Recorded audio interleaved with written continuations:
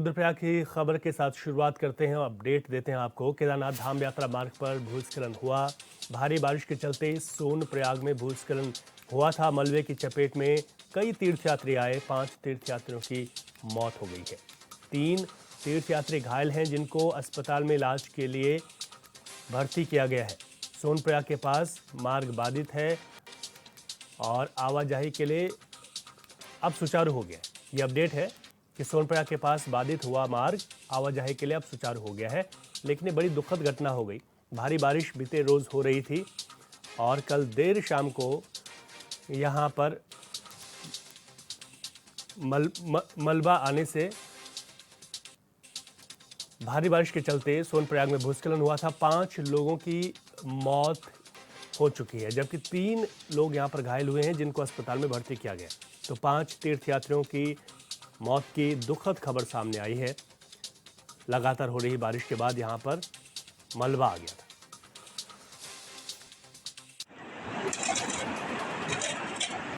कल दिनांक 9 सितंबर को केदारनाथ से वापसी में स्थान मुनकटिया में एक दर्दनाक घटना घट गई, जिसमें लगभग हमारे 5 यात्रियों की दुखद मृत्यु हो गई और 3 उसमें घायल हुए। जो घायल यात्री हैं उनको अग्रेतर इलाज के लिए हायर सेंटर को भेज दिया गया है। यह घटना लगभग 7 बजे की बात है। उसमें बारिश भी शुरू हुआ था और गौरीकुंड में स्थानीय जो पुलिस प्रशासन है उनके द्वारा भी संबंधित यात्रियों को रोकने का प्रयास किया, लेकिन किसी कारणवश वो रुके नहीं वहाँ पे। और आगे जाके जो मुनकटिया नामक जगह है वहाँ पर लैंडस्लाइड होने से ही घटना घटी है। और घटना की जांच के लिए जिलाधिकारी महोदय द्वारा निर्देश दे दिए गए हैं और किसी भी व्यक्ति को इसके बारे में अगर जानकारी चाह रहे हैं तो हमारे आपदा के टोल फ्री नंबर 1077 पे संपर्क कर सकते हैं। सोनप्रयाग के नज़दीक राष्ट्रीय राजमार्ग पर भूस्खलन होने के कारण वहां से गुजर रहे यात्री भूस्खलन की चपेट में आ गए। त्वरित रेस्क्यू टीमों द्वारा 5 मृतकों और 3 घायलों को निकाला गया, जिन्हें की आवश्यक कार्रवाई हेतु जिला चिकित्सालय भेज दिया गया। श्री केदारनाथ पैदल मार्ग पर यात्रियों से अपील की जाती है कि वह मौसम खराब होने पर 6 बजे के बाद अपनी सुरक्षा को देखते हुए आगे की यात्रा करें। चले आगे बढ़ेंगे। गदरपुर के सरस्वती विद्या मंदिर में आज पंडित गोविंद बल्लभ पंत की जयंती पर कार्यक्रम हुआ है, जिसमें बड़ी संख्या में पूर्व सैनिक, बुद्धिजीवी और शहर के नागरिकों ने पंडित गोविंद बल्लभ पंत को श्रद्धांजलि दी। वहीं इस मौके पर कई स्कूलों में सांस्कृतिक कार्यक्रमों का भी आयोजन हुआ। कार्यक्रम में पहुंचे मुख्य अतिथि लवली हुडिया ने कहा कि पंडित गोविंद बल्लभ पंत ने जो देश और राज्य के लिए कार्य किया था वह अविस्मरणीय है। आज उनकी जयंती राष्ट्रीय स्तर पर मनाई जा रही है।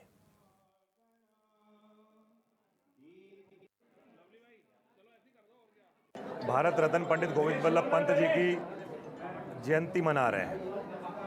भारत रत्न पंडित गोविंद बल्लभ पंत जी का तराई में इसलिए भी महत्वपूर्ण स्थान है कि इस तराई को आबाद करने में पंडित जी का बहुत बड़ा योगदान है। हम तराई वासी कभी भी उनके ऋण से मुक्त नहीं हो सकते, क्योंकि यहाँ पर बसाने का काम, यहाँ पर कॉलोनियाँ बनाने का काम पंडित गोविंद बल्लभ पंत जी ने किया था। मैं ऐसे महान पुरुष की जयंती पर आज उनको शत शत नमन करते हुए अपनी वाणी को विराम दें। निश्चित ही गोविंद बल्लभ पंत जी के किए गए कार्यों को आज इसी कार्यों की बदौलत आज वो अजर अमर हैं। तो निश्चित हम उन्हें आज श्रद्धांजलि अर्पित करने के साथ साथ पंडित गोविंद बल्लभ पंत जी का एक ही ध्येय था कि गाँवों का विकास कैसे हो, ग्राम पंचायतों को कैसे विकसित किया जाए, उसी को लेकर के उन्होंने बहुत से अनेकों संघर्ष किए और उसी का परिणाम है कि आज वो उत्तर प्रदेश के प्रथम मुख्यमंत्री रहे, संयुक्त प्रांत के प्रधानमंत्री रहे और उत्तराखंड के लिए यशस्वी रहे और हमेशा हैं, वो रहेंगे। इसलिए आज उन्हें हम सब अपनी जो आज का बांग्लादेश और पाकिस्तान है वो वहाँ के भी प्रधानमंत्री रहे। वो सुदूर अंचलों से, पहाड़ के सुदूर अंचलों से निकलकर उन्होंने पूरे देश में ऐसी जगह बनाई कि उत्तर प्रदेश के पहले मुख्यमंत्री, संयुक्त प्रांत के पहले देश के प्रधानमंत्री और 1955 से लेकर 61 तक गृह मंत्री रहे। ऐसे महान पुरुष पंडित गोविंद बल्लभ पंत जी की जयंती मनाने के लिए आज यहाँ पर पूरा शहर एकत्रित है। सांस्कृतिक प्रोग्राम होंगे सभी का। आज प्रत्येक गदरपुर के हमारे 26 स्कूल हैं, 26 स्कूलों के द्वारा यहाँ पर सांस्कृतिक प्रोग्राम दिखाए जाएंगे और महान गोविंद बल्लभ पंत जी के बारे में यहाँ पर विस्तार से सभी लोग बताएं। हरिद्वार के रोशनाबाद में 2 अक्टूबर को स्वच्छ भारत दिवस के सफल आयोजन के लिए डीएम की अध्यक्षता में बैठक हुई है। बैठक में डीएम ने स्वच्छता पखवाड़ा की तैयारियों की समीक्षा की, जो कि 14 सितंबर से 2 अक्टूबर तक चलने वाला है।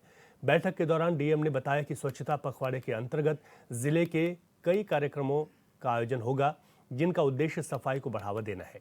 साथ ही स्थानीय निकायों की तरफ से मलिन बस्तियों की सफाई की जाएगी और सभी गतिविधियों को सरकार के पोर्टल पर अपलोड किया जाएगा।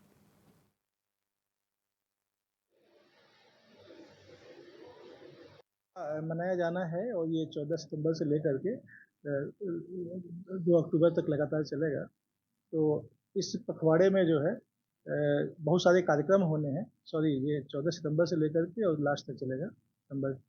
तो ये जो है इसमें बहुत सारे कार्यक्रम हैं, जैसे जितने भी अर्बन लोकल बॉडीज हैं उसमें सफाई के कार्यक्रम होते हैं, सफाई मित्रों के शिविर लगाए जाते हैं, बहुत सारे हेल्थ कैंप लगाए जाने हैं। इसके अंतर्गत मलिन बस्तियों की सफाई की जानी है और एक ऐसा भी तीर्थ उसमें नियत है जिसमें सभी कार्यालयों में अधिकारी और कर्मचारी मिलकर के सफाई करेंगे। तो मूल रूप से सफाई का कार्यक्रम है और इस पूरे कार्यक्रम को सफल बनाया जाना है। गवर्नमेंट ऑफ इंडिया का पोर्टल है स्वच्छता ही सेवा का, उस पोर्टल पर सभी गतिविधियों को अपलोड भी किया जाना है। जितनी लेजेसी वेस्ट वगैरह है उनको भी हटवाया जाना है और इन समस्त कार्यक्रमों से माननीय जनप्रतिनिधिगण को जोड़ा जाना है, उन्हें इन्वाइट किया जाना है और उनके सहयोग से ये कार्यक्रम चलाया जाना है।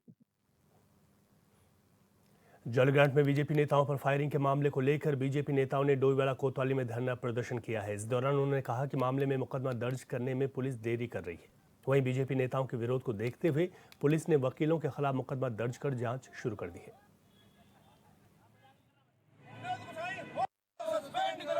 ये है कि परसों हमारे जो लड़के हैं वो पिटे हैं, उससे पहले डोईवाला में लड़के पिटे हैं, आप जानते हैं उस प्रकरण को। वो प्रकरण बड़ी उससे फैसला को निपटा है, 15 दिन बाद को अभी निपटे हैं। कल फिर जो है परसों फिर इन्होंने इनके लड़कों ने इनको पीटा। इनके लड़कों ने जो तथाकथित युवा मोर्चा का नेता है उनके लड़कों ने इनको पीटा। फिर इसकी घर की क्या है गोयल का है, उससे घर में 5 गाड़ियां आई और 5 गाड़ियां 4 स्कूटियां आई उसको मारने के लिए। हमने रात को यहाँ थाने में आए, कोतवाल साहब को हमने दिखाया, जिसमें उसे जो चौहान लड़का, मैं जानता नहीं उसको, मुझे परिचय नहीं है, वो वीडियो में दिख रहा है कि उसे तमंचा ले रखा है और तमंचा लेके वो जो है उनको ऊपर फायर कर रहा है। वो वीडियो में दिख रहा है, हमारी वीडियो नहीं है, वो सीसीटीवी कैमरे की वीडियो है। वो हम एमजे में खाना खाने गए हुए थे, खाना खा के हम वापस आ रहे थे। हमें किसी का फ़ोन आया कि आप दुर्गा चौक मलिन गेट से ना जाके वहाँ पे बहुत सारे लड़के खड़े हैं आप लोगों को मारने के लिए। तो हमने एमजे से रॉन्ग साइड से गाड़ी काट के हम नीचे आ रहे थे। वहाँ पे एक स्कॉर्पियो खड़ी थी। स्कॉर्पियो में एक लड़का सरन गाड़ी चला रहा था और एक शिवम चौहान करके कोई वो है, गैंगस्टर है क्या, बदमाश है, उसने पहले भी एक मर्डर कर रखा है, वो बैठा हुआ था और पीछे सुबोध नोटियाल बैठा हुआ था उसमें। जैसी हमारी गाड़ी उसकी बगल में आई, उसने हमारे ऊपर तमंचे से 2 फायर कर दी। वो तो ऊपर वाले का शुक्र है कि वो फायर मिस हो गई, उसकी चली नहीं तमंचा उसका। और इतने में हमने वहाँ से गाड़ी अपनी भगा ली और हम सीधे गाड़ी भगा के हम ये कोतवाल के पास आ गए। हमने कोतवाल साहब को सारी प्रकरण बताया, लेकिन कोतवाल साहब उल्टा हमारे ऊपर मुकदमा कर रहे हैं।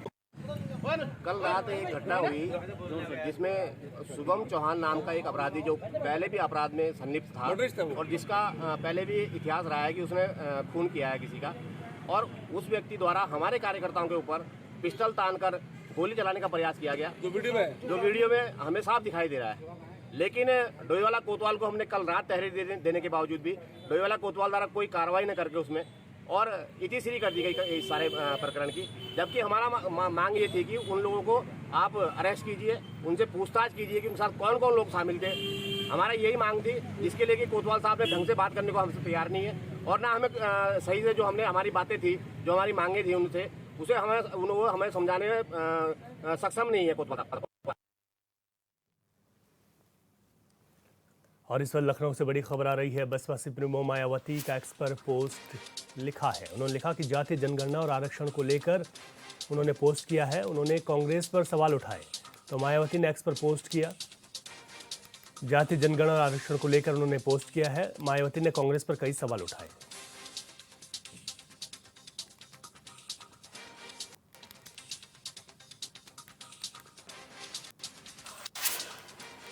और इस वक्त बड़ी खबर आगरा से भी है, जहां पर तेज रफ्तार कार का कहर देखने को मिला है। तेज रफ्तार कार रेस्टोरेंट में घुस गई। एयरबैग खुलने से कार सवार की जान बची है।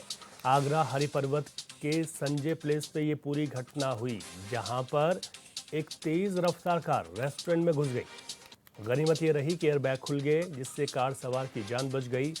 आगरा हरिपर्वत के संजय प्लेस पर यह पूरी घटना हुई, जहां पर तेज रफ्तार कार का कहर देखने को मिला है। तो तेज रफ्तार कार का कहर देखने को मिला। कार की रफ्तार इतनी तेज थी कि वो रेस्टोरेंट में घुस गई, लेकिन गनीमत ये रही कि एयर बैग खुल गए तो कार सवार की जान बच गई।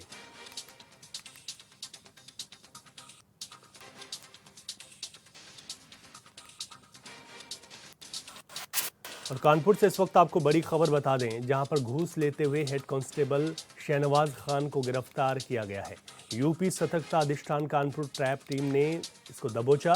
15,000 रुपए की रिश्वत लेते हुए टीम ने गिरफ्तार किया है। एसीपी बाबूपुरवा कार्यालय में आरक्षी पद पर शहनवाज तैनात है। गाली गलौच मामले में प्रगति करने के नाम पर ये घूस मांगी गई थी। तो यहाँ पर ये बड़ी कार्रवाई हुई है और रिश्वत लेते हुए 15,000 रुपए की रिश्वत लेते हुए यूपी सतर्कता अधिष्ठान ने और उनकी पूरी टीम ने इसको दबोच लिया।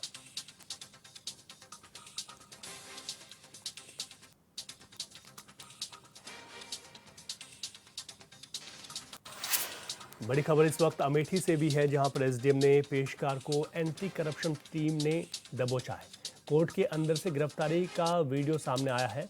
पीड़ित से 5,000 रुपए घूस ले रहा था पेशकार। स्टे ऑर्डर खत्म करवाने के एवज में ये पैसे मांगे गए थे।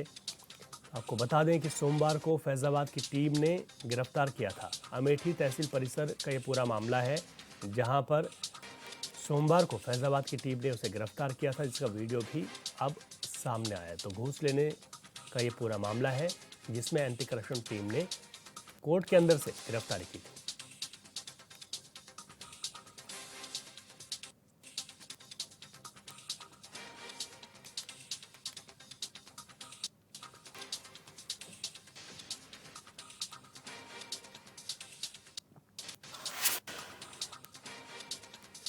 बरेली से आपको बड़ी खबर बता दें, एएनएम का रिश्वत लेते हुए वीडियो वायरल हो गया है। डिलीवरी के नाम पर रिश्वत लेती भी एएनएम दिखी है। सरोजनी यादव सीएमओ का जिले के स्वास्थ्य विभाग पर कोई नियंत्रण नहीं है। और यही वजह है कि नियंत्रण अगर नहीं है तो इसी वजह से इस तरीके की यहाँ पर घूस ली जा रही है।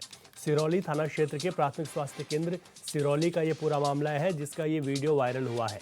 तो एएनएम का रिश्वत लेते हुए वीडियो वायरल हो गया। ये कहा जा रहा है कि जो सीएमओ जो जिम्मेदार हैं, उनकी किसी तरीके की कोई यहाँ पर जिम्मेदारी नहीं दिखाई देती, इसी वजह से सब यहाँ पर बेलगाम है।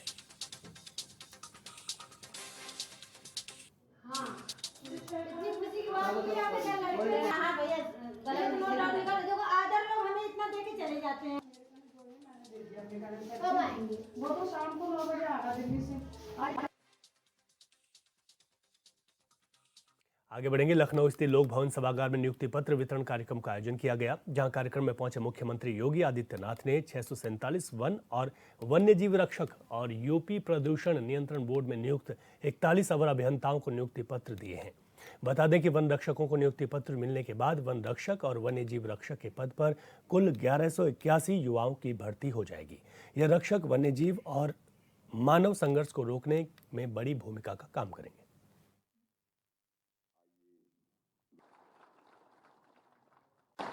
647 जो वन रक्षक है, इनके साथ वन्य जीव रक्षक भी तैनात किए जा रहे हैं। एक बड़ा दायित्व होगा ये, क्योंकि जब एक और न केवल उत्तर प्रदेश में बल्कि देश के तमाम राज्यों में चीजें हमें इस सीजन में हर वर्ष देखने सुनने को मिलता है कि वन्य जीव हिंसक हो रहे हैं, वन्य जीव और मानव में आपस में संघर्ष के कारण जनहानि हो रही है। स्वाभाविक रूप से हम सब के लिए तात्कालिक रूप से चिंता का विषय बनता है, क्योंकि एक भी व्यक्ति की जनहानि एक परिवार की जनहानि होती है, समाज की जनहानि होती है। और यह जो हानि है, इसके कारण बहुत सारे परिवार अनाथ हो जाते हैं। इसका कारण क्या है? स्वाभाविक रूप से कहीं ना कहीं जब किसी वन्य जीव के कमांड एरिया में जल भराव होगा, अतिक्रमण होगा, तो वह उससे दूसरे क्षेत्र की तरफ पलायन करेगा। और आसानी से मानव बस्तियां इसकी चपेट में आती हुई दिखाई देती है। हमें इसके लिए स्वयं प्रशिक्षित होना है और फिर स्थानीय नागरिकों को गाइड के रूप में उन्हें प्रशिक्षित करना है। भाई अगर किसी गन्ने के खेत में या किसी जगह, क्योंकि तराई के क्षेत्र में जिन जिन जनपदों में ये शिकायतें मिली हैं, ये वे क्षेत्र हैं जहां पर जंगल और खेती एक दूसरे से सटी हुई दिखाई देती है। और जब भी ये स्थिति होगी, जंगल के अंदर पानी भरा, जंगली जानवर अपने बच्चों से या फिर अपने बच्चों की रक्षा के लिए स्वयं भी जंगल से पलायन करके खेतों की तरफ आते हैं। गन्ने के खेत में बैठे हुए हैं, अगर वहां कोई व्यक्ति अपने खेत में बिना किसी सावधानी के साथ अचानक गया और उस जंगली जानवर को, चाहे वो तेंदुआ हो, लकड़बग्गा हो या टाइगर हो, उसको ये पता लगेगा कि उसके बच्चे वहां पर हैं, कोई व्यक्ति वहां, अपरिचित व्यक्ति वहां पहुंच रहा है, तो हिंसक उस समय देखने को मिलता है, हिंसक होता है, हमला करता है। अगर हम सावधानी पहले से तैयार करें कि भाई यहाँ पे तेंदुआ है, बाघ है या लकड़बग्गा है या भेड़िया है, यह यहाँ पे नुकसान कर सकता है, इसको पहले हम यहाँ से बाहर की तरफ कर लें। इलेक्ट्रिक और सोलर फेंसिंग उन बॉर्डर वाले सीमावर्ती क्षेत्रों में हम कर लें जो खेत और जंगल को पूरी तरह अलग अलग करते हो, विभाजित करते हो। तो इलेक्ट्रिक जो हल्के शॉक लगेंगे उसके कारण जंगली जानवर स्वयं ही इधर नहीं आएगा, उससे दूरी बनाएगा। और वह दूरी बनाएगा स्वाभाविक रूप से खेत में कार्य करने वाले खेतिहर किसान हो, श्रमिक हो या उनके अन्य रक्षक, वे सभी सुरक्षित रहेंगे। लेकिन इसके लिए हमें स्वयं भी पहले जागरूक होना पड़ेगा, प्रशिक्षित होना पड़ेगा, फिर स्थानीय नागरिकों को गाइड के रूप में हम उसके लिए तैयार करें। वन विभाग को हम लोगों ने इसके लिए धनराशि भी दी है और मैं फिर कहूंगा कि प्राथमिकता के आधार पर उन क्षेत्रों में हम फेंसिंग, इलेक्ट्रिक और सोलर फेंसिंग करें जो जंगली जानवरों को नुकसान तो न पहुंचाएं, लेकिन उनके मन में एक भय जरूर आए। इलेक्ट्रिक शॉक हल्का सा लगेगा और पीछे भागेंगे, फिर इधर आने का साहस नहीं कर पाएंगे। हमें इसको प्राथमिकता के आधार पर आगे बढ़ाना चाहिए जिससे जनहानि को हम रोक सकें और ग्रामीणों में, गांव के लोगों में, आम जनमानस में जो आक्रोश मानव वन्य जीव संघर्ष के कारण पैदा होता है, इस संघर्ष से हम बचा सकें। और मुझे लगता है कि बहुत आसान कार्य है। एक प्रशिक्षण, इसमें उचित प्रशिक्षण हो, कोई जानवर अचानक हमला नहीं करेगा। हिंसक से हिंसक जानवर होगा, वह अचानक किसी मनुष्य पे हमला नहीं करता, लेकिन हां, अपनी रक्षा के लिए जब उसके सामने कोई उपाय नहीं होता तो हिंसक होता है। और हिंसक तभी वह होता है जब एक दूसरे की सीमाओं का अतिक्रमण करते हुए दिखाई देता है। क्योंकि उसका कमांड एरिया में टाइगर आ गया तो स्वाभाविक रूप से तेंदुआ नीचे आएगा। टाइगर अगर भेड़िया के कमांड एरिया में आ गए तो भेड़िया वहां से नीचे आएगा और नीचे आएगा, मानव बस्ती के नजदीक आएगा। और फिर जब मनुष्यों से उसकी मुठभेड़ होती है और एक बार वह नरभक्षी होता है तो फिर उसके मुंह में आसान सा शिकार बनाने की एक इच्छा बलवती दिखाई देती है। और हमें इसके लिए स्थानीय स्तर पर लोगों को व्यापक पैमाने पर प्रशिक्षण देना पड़ेगा, प्रशिक्षित करना पड़ेगा, इसकी तैयारी करनी पड़ेगी। याद रखना, जीवन चक्र मनुष्य के साथ साथ जीव और जंतुओं के साथ भी मिलकर के बना हुआ है। इसके बगैर इस प्रकृति के और पर्यावरण की रक्षा संभव नहीं हो सकती।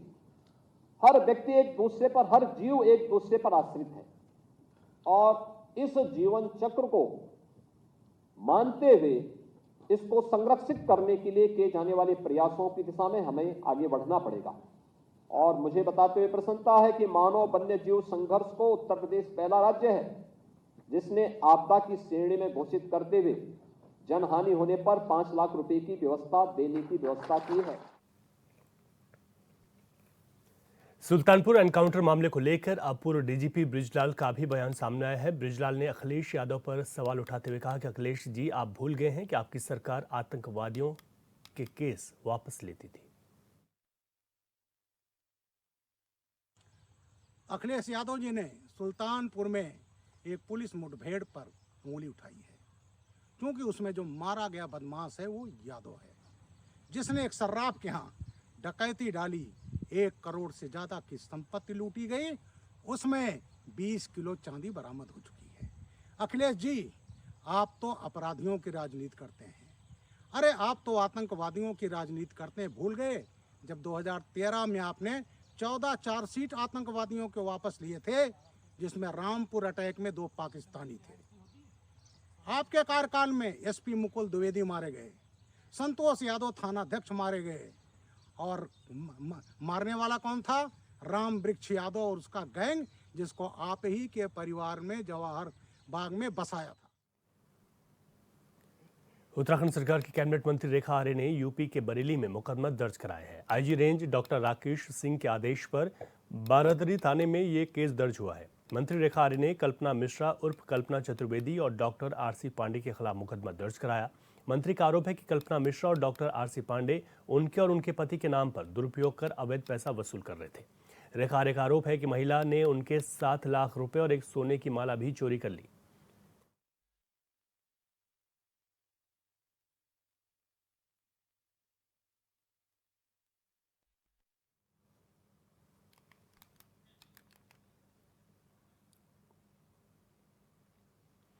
सुल्तानपुर के मोतीगरपुर थाना क्षेत्र में पिछले 2 दिनों से जंगली जानवरों का आतंक थमने का नाम नहीं ले रहा। पिछले 2 दिनों से ग्रामीण जंगली जानवर के हमलों से परेशान हैं। जानवर अलग अलग इलाकों में आमजन को निशाना बनाकर उन्हें घायल कर रहे हैं, लेकिन वन विभाग की उदासीनता इस कदर है कि कार्रवाई तो दूर की बात, वन विभाग के अधिकारी इस मामले में बोलने तक को तैयार नहीं।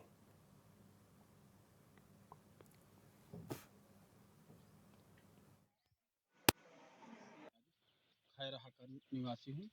मेरे यहाँ 2 दिन पहले धर्मराज निषाद के यहाँ सीआर ने हमला किया था, और उसके बाद दूसरे दिन कन्हैया लाल निषाद के यहाँ हमला किया, उनका दरवाज़ा भी तोड़ा, फिर पंजे का निशान भी मिला।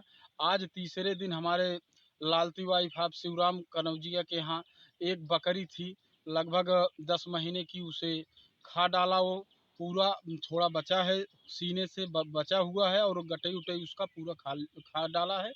और वो सर जी, हम लोग दहशत में हैं, हमारे यहाँ पिंजड़ा लगवाई जाए। और वन की टीम को मैंने फ़ोन किया, वन की टीम आके वहाँ पूरा मुआयना कर रही है, जांच पड़ताल कर रही है, लेकिन पिंजड़ा लगवाया जाए उसके बाद, जिससे हम लोगों का बचाव किया जा सके। घर कहाँ है? कैसे काटे सी? नदी किनारे पर का? घर के पास 150 मीटर दूरी। ग्राम सभा मौजा जी, गांव पूरे पांडी का पुरवा, और शाम की वही करीब। नाम क्या है आपका जो है? राम तीरथ साहू। अच्छा। और उसके बाद शाम के वही 7-7 बजे का टाइम था। इतने टाइम यही रोड के किनारे पे आके वो जा रहा था, ये लुकारी इसके ऊपर हमला कर दिया। लुया जब करने की आवाज़ सुना, इनके ऊपर चढ़ते चला आया, ऐसे ऐसे और सारा की घूम के पीछे आके यहाँ पे बच्चे लोग जब मारने लगे तो गुहार किए, तो टोला पड़ोस वाले आए, जाकर जान बचा, वो भाग लिया। कौन सा जानवर है आपको? बाघ है, भेड़िया जिसको बोलते हैं। भेड़िया। हाँ। देखने में कैसे लग रहा था? देखने में उसका गर्दन एक गला सोझे, ऊपर से बड़ा बड़ा बाल था। कल आपके साथ घटना हुई, कैसे हुई घटना? हम सर जो ना लड़का को लेके बैठी रही पे, और उधर से आवा लड़का को जो ना पकड़े करिस, फिर उसके बाद हमको कुछ सुझा नहीं, वहाँ पर हाथ डाल दी, वहाँ पर लड़का बचा ही नहीं। फिर उसके बाद जो ना छोड़त रहा, फिर जो ना कि लड़के फिर दौड़े हैं, लाते वाते से मारे उन्होंने, फिर जाकर छोड़ी से। कौन सा जानवर था वो जो है? यही भेड़िया रहा था। भेड़िया। कहाँ काटा है आपको जो है? ये यहाँ पैर में काट लिया है, दोनों हाथ में काट लिया है। ज्योति पांडे, अजय पांडे पुरवा। अच्छा, कौन सी घटना हुई, कैसे कल आपके साथ जो है? कल सीआर आया, काट लिया हाथ में। कहाँ कहाँ काटा है सियार आपको? हाथ में काटा और ये सीना पे चंगुल मार दिया है। उसके बाद क्या हुआ जो काटने के बाद उसके बाद गुहार लगाए सब लोग।